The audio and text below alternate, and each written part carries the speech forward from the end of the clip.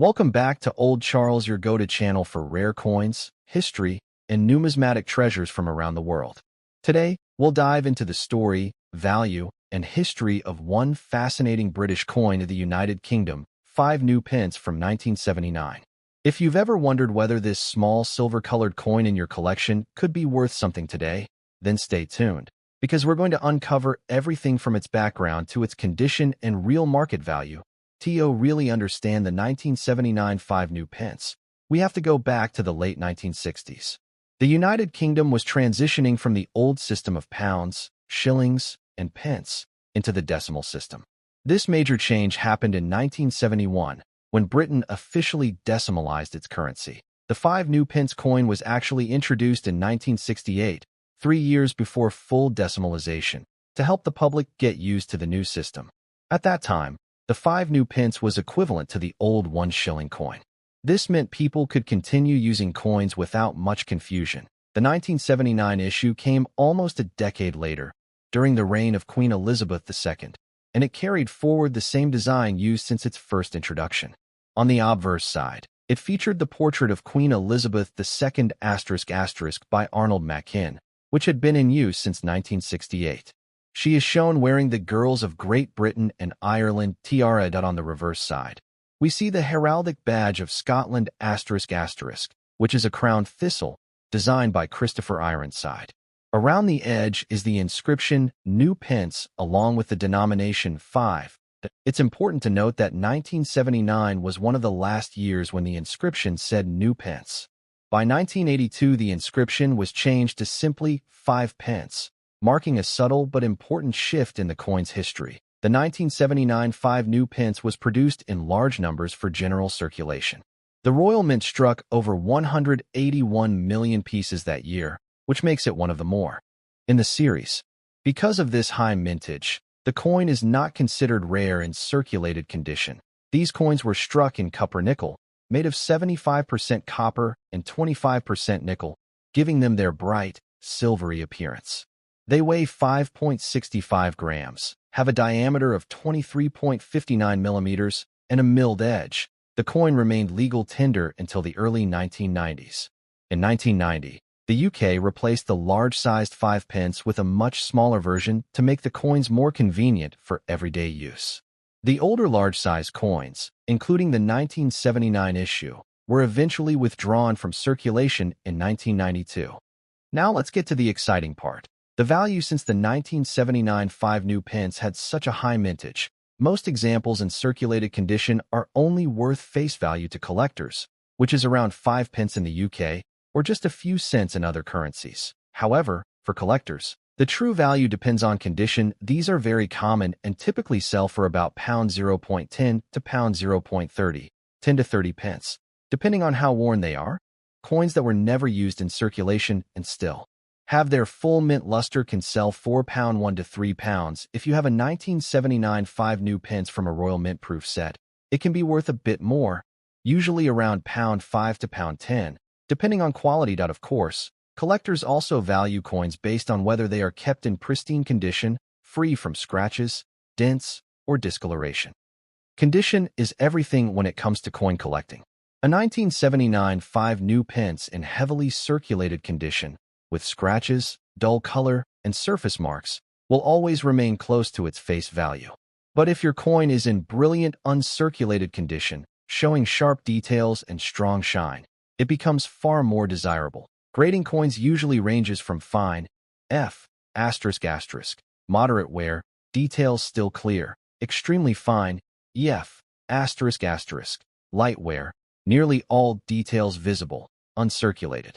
UNC**, no wear, only minor marks from minting or storage.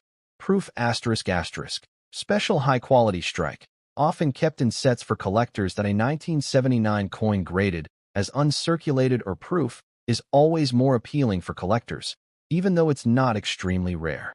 What makes the 1979 5 new pence interesting is not so much its rarity, but its place in history. It represents the era of Britain's early decimal currency and the transition away from the centuries-old pounds, shillings, and Pence system. It also holds significance as part of the final years before the Royal Mint changed the inscription from new pence to 5 pence in 1982. Collectors often like to gather coins from these transitional periods, as they tell the story of change in a nation's coinage. So, is the 1979 5 new pence a rare and valuable coin? Not really, at least not in circulated condition. But it's a wonderful piece of British decimal history, and in mint or proof condition, it can fetch a few pounds from collectors if you happen to have one in your collection, especially in high grade. It's worth holding on to as part of the story of modern British coinage.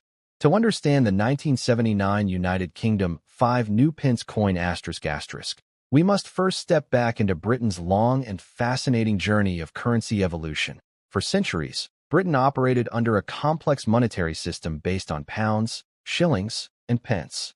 Under this pre-decimal system, £1 was equal to 20 shillings. 1 shilling was equal to 12 pence. That meant £1 was worth 240 pence. This system dated back to the Middle Ages and was rooted in traditions that stretched across European coinage.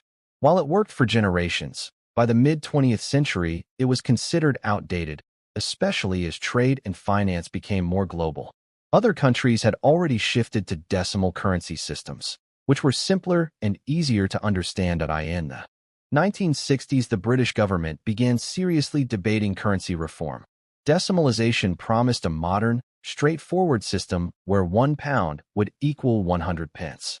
This would make everyday transactions simpler, improve trade, and help Britain keep up with international markets.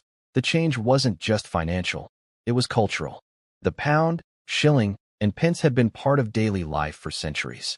To ease the transition, the government decided to introduce some new decimal coins before the official switch. And so, in 1968, the first decimal coins were released: the 5 new pence, replacing the 1 shilling.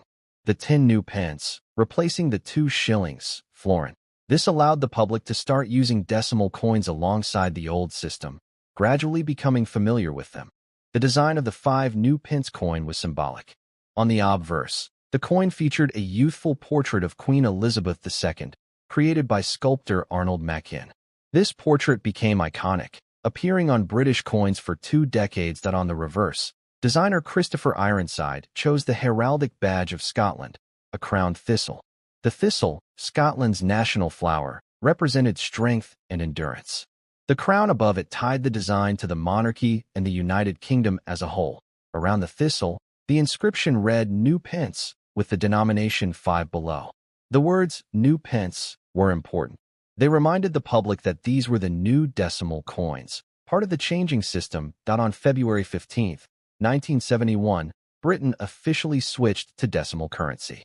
This day became known as Decimal Day. The old shillings and florins disappeared, and the new coins took their place. The 5 new pence continued directly as the replacement for the shilling, which made it very familiar and widely accepted. By the late 1970s, the decimal system had been fully adopted, and the 5 new pence was a common coin in every pocket. Now we come to the year 1979, the specific year of the coin in question. Britain was in the midst of economic change, and Margaret Thatcher had just become Prime Minister, marking the beginning of a new political era. In terms of coinage, 1979 was a relatively stable year. The 5 new pence coins minted this year continued with the same design first introduced in 1968. Millions were struck by the Royal Mint, ensuring that the coin remained in wide circulation. However, these 1979 issues were part of the final chapter of the new pence inscription era. Just a few years later, in 1982, the wording on the coin changed from new pence to simply 5 pence. This shift signaled that decimalization was now firmly established, and the word new was no longer necessary. The story didn't end there. In 1990, the Royal Mint introduced a smaller-sized 5 pence coin. The original version, like the 1979 coin, was relatively large, similar in size to today's 10 pence piece. To make the coins more practical and save on metal costs, the government decided to shrink their size. The large 5 pence coins, including the 1979 issue, were eventually demonetized in 1992. That means they could no longer be used in everyday transactions, but they lived on as collectible pieces of numismatic history. When you hold a 1979 5 new pence, you're not just holding a piece of metal, you're holding a fragment of British history. It represents the shift from centuries of tradition to a modern decimal system, the final years of the new pence era, a coinage style that would later evolve into the smaller 5-pence pieces we know today. Though it isn't rare in terms of scarcity, it is historically important as a transitional coin capturing a unique moment in Britain's monetary journey. When it comes to coin collecting, one of the most important factors that determines a coin's desirability and value is its condition.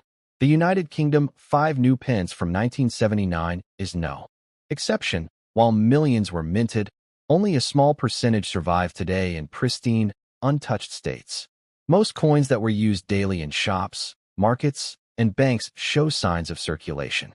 Others, carefully preserved in coin albums or mint sets, remain in beautiful condition. Let's break down exactly how condition is assessed and what it means for the 1979 5 new pence. Collectors around the world use a grading scale to describe the state of a coin. For the 1979 5 new pence, the most common grading terms include: these coins are extremely worn. The design is almost completely smooth, and only the outline of the queen's head or the thistle can be seen. Value is only sentimental or face value. The coin is heavily worn, but major details such as the queen's profile and thistle remain identifiable. However, finer details like hair strands or the crown design are lost. Moderate wear is visible, but the coin's main features are still clear. The tiara on the queen's head and the details of the thistle can still be recognized, though not sharp. Light to moderate wear. The details are still strong, and much of the coin's original appearance is intact. Many 1979 5 new pence coins in this grade still look appealing to collectors.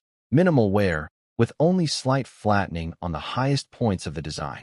Most details, including the queen's tiara jewels and the thistle leaves, are still sharp. Virtually no wear, with full detail visible. The coin may have just a tiny bit of friction on the highest points, but otherwise looks nearly new. These coins show no signs of wear from circulation. They may have minor scratches from handling at the mint or from being stored with other coins, but the design remains crisp and the surface still shines with original mint luster. These are special presentation coins made with polished dies and planchets, giving them a mirror-like finish and sharp details. Proof versions of the 1979 5 new pence were included in collector sets issued by the of condition as toning. Over time, the metal in a coin reacts with air, moisture, and storage materials. A 1979 5 new pence in copper nickel can develop shades of light gray, golden hues, or even rainbow colors depending on how it was stored. Collectors often debate whether toning adds or reduces value. Some love beautifully toned coins for their uniqueness, while others prefer bright, silvery, untarnished examples. Another key factor is luster, the natural shine of a freshly minted coin. Uncirculated 1979 5 new pence coins display cartwheel luster when tilted under a light. Once a coin circulates, luster quickly fades, leaving a duller surface. The way a coin has been stored over the decades plays a huge role in its condition. A 1979 5 new pence kept loose in a jar or purse is likely scratched and worn. But one kept in a protective holder, album, or mint packaging will remain sharp and attractive. Collectors recommend handling coins by the edges only to avoid fingerprints. Storing in acid-free coin flips, capsules, or albums. Keeping coins away from damp, humid conditions to prevent corrosion. Fingerprints, surprisingly, can permanently mark a coin because the natural oils in human skin react with metal. A simple touchback in 1979 could leave a mark still visible today. Because so many 1979 coins were struck, value is heavily tied to condition. A coin in circulated condition, good to find, usually has very little premium over face value. Collectors often overlook these since they are so common. A coin in extremely fine condition might attract more interest, especially if it still has strong detail and light luster that are far scarcer. These can be worth a few pounds each, especially if free from bag marks and dullness that from Royal Mint sets are the most desirable.